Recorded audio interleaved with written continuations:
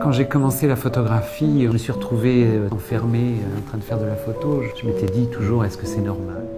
Je suis tombé en dépression. Ce qui m'a relevé de cette dépression, c'était l'appareil photo. Je me suis retrouvé chez moi, une espèce d'enfermé avec moi et enfermé avec cet appareil photo. Et là, j'ai commencé, au début des années 90, à travailler la photo comme j'avais jamais vu, comme on l'avait jamais appris, comme on l'avait jamais montré, c'est-à-dire une photo très personnelle. C'était presque un peu malgré moi, c'était mal avec moi et finalement me retrouvant avec cette béquille qui était l'appareil photo.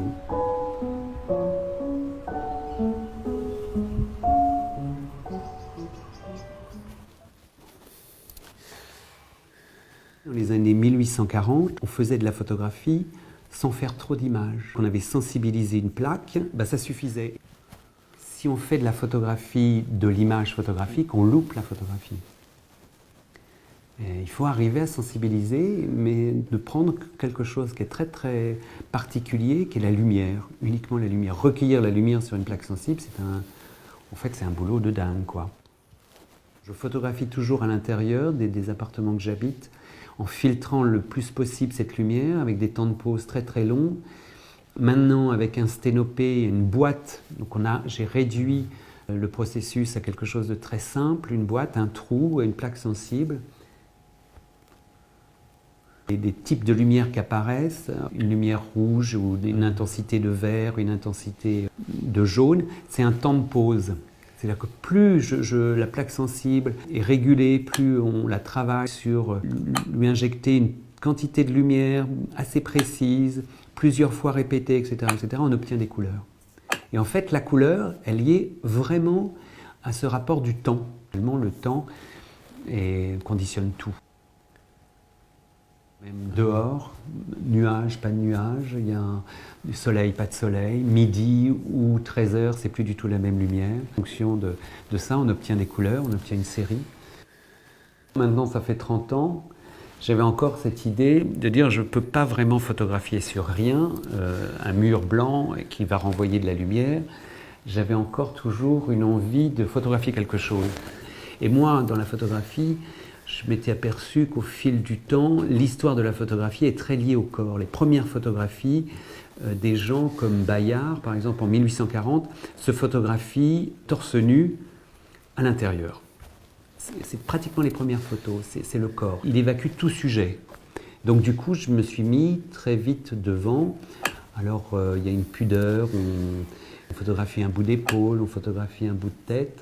Et c'est à partir de cette première couche, d'une prise de vue de mon corps, que la lumière va s'opérer en plusieurs couches et va me l'effacer ou pas. Ça donne aussi une échelle, le corps. Et avec ce corps, très vite, j'ai eu à faire des tirages, puisque la photographie, c'est en deux temps, c'est ça qui est magnifique.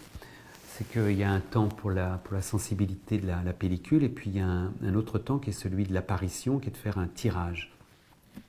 Et dans le tirage arrive très très vite le problème du format.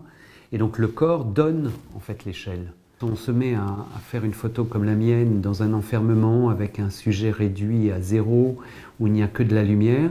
C'est poser tout de suite le problème du fond. Cette lumière, on peut la recueillir que sur un fond. Très très vite, j'ai voulu faire vraiment un système de tirage unique comme un objet photographique. Et quand on voyait un tirage de Curtis ou un tirage de Cameron, il y avait quelque chose absolument incroyable, c'était l'objet.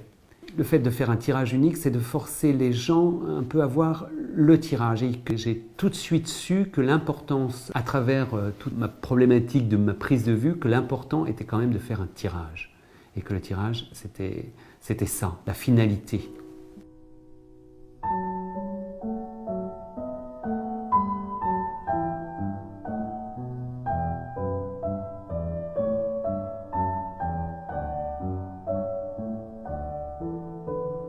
Quand on se met à travailler, il y a une énorme solitude et il y a surtout beaucoup trop de temps. Et donc du coup, sortir de chez moi, parce que j'ai un chien, c'était réinjecter de l'envie à revenir à l'intérieur. Et finalement rester au pied de l'appareil pendant toute sa vie, comme au pied de la toile, comme à la table pour un écrivain. Il y a quelque chose d'optimiste, mais il y a un paradoxe, il y a un découragement. J'aime bien cette phrase, c'est tout s'arrange même mal. Continuer à produire, c'est de faire avec cette usure une autre photo demain, oui, c'est possible. Mais c'est toujours avec la limite de ce qu'on a fait hier.